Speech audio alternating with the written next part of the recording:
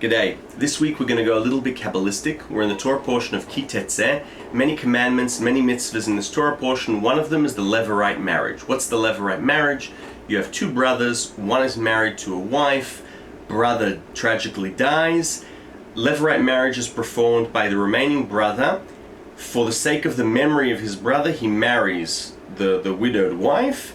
And then, hopefully they have children. And then the baby is given the name, right? This then became a tradition. That if the whole sake of this purpose is the memory of the deceased brother, what are you going to do? What are you going to name the firstborn? If it's a boy, you're going to name him the name of the brother. And Rabbi Raphael Birdugo tells us this is how the whole tradition of naming people after deceased begins. It's not a halacha, you don't have to, but this is how it started. It was a way that we remember the deceased brother, and then it spread to remember those who part to the heaven. Okay, so how's this Kabbalistic? Rabbi Raphael tells us, and he doesn't usually do this, he doesn't get into Kabbalah. He says, later Kabbalists connect the reason for Levirate marriage because he says it's an odd commandment. It really is odd. It doesn't really make sense logically. He says they connect this to reincarnation. Gilgul nefashot, he says.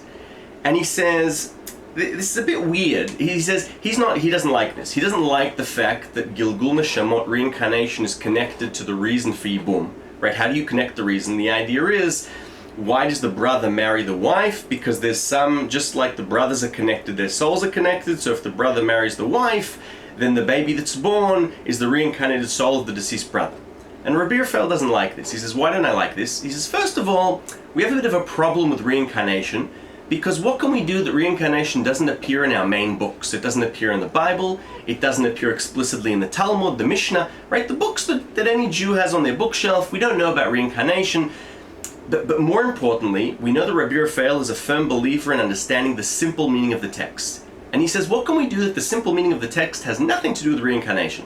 So to tell me that the reason we perform Levirate marriage is for reincarnation, he doesn't like this so much.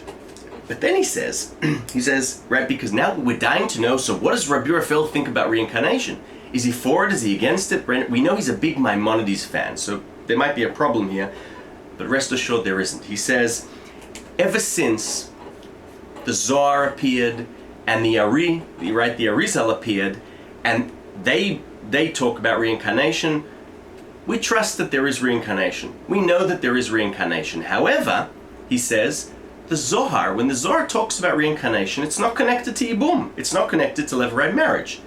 Rabbi Raphael's bottom line here, and it's a gorgeous bottom line, he says, I believe in reincarnation, but don't go connecting it to Levirate marriage. And this goes back to the rule that he gave us in the famous introduction to the Bible, where when you want to talk about Kabbalah, don't tell me that the literal meaning of the text is Kabbalistic. Tell me it also hints, it alludes to something else.